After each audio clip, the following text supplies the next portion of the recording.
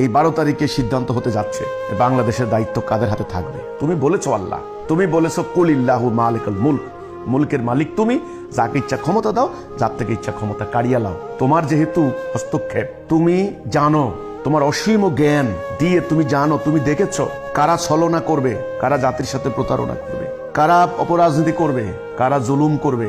আমরা তো ভবিষ্যৎ জানি না, তুমি জানো আল্লাহ। কারা মানুষের মানবাধিকার ধ্বংস করে দেবে, ন্যায়সঙ্গত অধিকার গলা টিপে হত্যা করবে, বাক স্বাধীনতা ধ্বংস করে দিবে। কারা এই রাষ্ট্র ক্ষমতা পেলে বুকা মানুষের মতো লুটে পুটে খাওয়ার চেষ্টা করবে।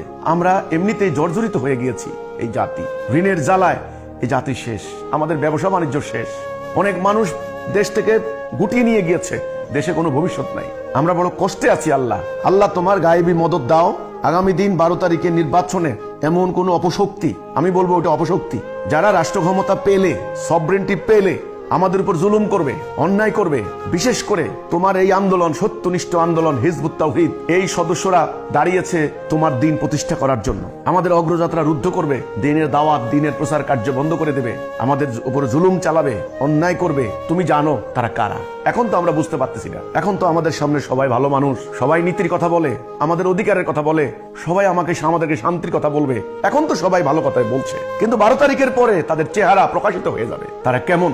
এই জন্য আল্লাহ তোমার প্রতি আমাদের প্রার্থনা, একেবারে তাহাজ্জুদের নামাজ পড়ে আল্লাহর কাছে দোয়া করবেন, কোরআন শরীফ পড়ে পড়ে দোয়া করবেন, আল্লাহর কাছে খাস করে দোয়া করবেন। দরকার হলে 2 দিনের মধ্যে একদিন এটা রোজা রাখেন, রোজা রেখে আল্লাহর কাছে, কারণ গায়েবী মদত ছাড়া এই অরাজকতা বন্ধ করার কোনো উপায় নাই। 10 লাখ সেনাবাহিনী, পুলিশ, র্যাব, বিজিবি, আরো স্পেশাল ফোর্স, ছোট্ট একটা বাংলাদেশ, 10 লাখ, নির্বাচনটা যেন সুষ্ঠুভাবে হয়। লক্ষ লক্ষ সরকারি কর্মকর্তা কর্মচারী, পুরো রাষ্ট্রের মেকানিজম একটা শাসক নির্বাচনের জন্য। কি সাংঘাতিক ব্যাপার।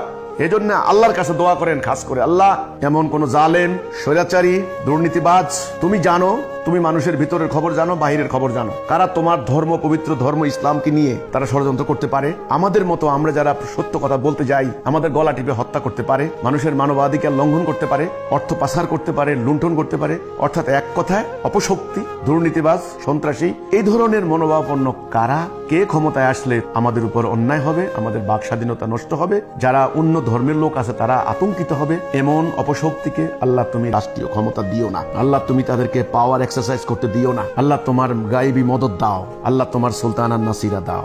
আল্লাহ না করে যদি উল্টাপাল্টা কিছু হয়, বড় ধরনের সমস্যা হয়ে যেতে পারে, সেটা যেন না হয় আমাদের দেশে। সেজন্য আপনারা সবাই মিলে আল্লাহর কাছে দোয়া করেন, আল্লাহ তার গায়েবী মদত দ্বারা, আল্লাহ তার কুদরতি হাত দ্বারা, আল্লাহ তার সাহায্য দ্বারা, আল্লাহ যেন এমন কোন অপশক্তি, এমন কোন ধাপ্পাবাজ, এমন কোন অপরাজনীতিক, তারা যেন কোনো দল বা কোনো প্রার্থী আগামী দিন রাষ্ট্র ক্ষমতায় আসতে না পারে। মানুষ একবেলা না খেয়েও থাকতে পারে, কিন্তু নিরাপত্তাহীনতায় থাকতে পারে না। আমি আশা করবো আল্লাহ মোমেনের দোয়া কবুল করেন। হাজার হাজার মোমেন যখন আল্লাহর কাছে কান্নাকাটি করে দোয়া করবেন, আল্লাহর আরশ পর্যন্ত সে দোয়া পৌঁছবে ইনশাআল্লাহ। তবে দেখবেন যাদের ভিতরে জুলুম করার ইচ্ছা আছে, জালেম, আল্লাহর ধর্মকে নিয়ে ধাপ্পাবাজি করার পরিকল্পনা আছে, তারা বৈতরণী পার হতে পারবে না, তাদের জন্য বিপদ আছে।